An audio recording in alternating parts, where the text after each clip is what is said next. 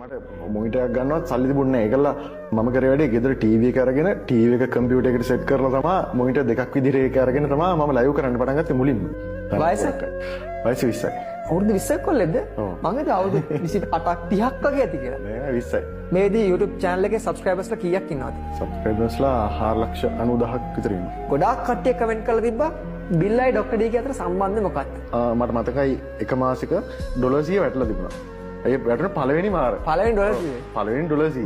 පළවෙනි ඩොලර් 100න් යාළුවට මම සල්ලි දුන්නා ක්ලාස් එකට දීපන් කියලා. හේතුව ඒ තරම් අපි ඒ තරම් යාළුවෝ.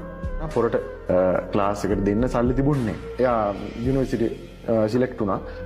ඒකලා කොහමරි ඕක පොර මට කිව්වෙත් නෑ. සිලෙක්ට් වුණා කියලා. සිලෙක්ට් වුණා කියලාවත් මට කිව්වේ නෑ. කොහමරි මම දවසක් ටවුන් එකේ යද්දි මට හම්බුණා. ඒකලා මම මූණ ඉස්සරහට හම්බුණා.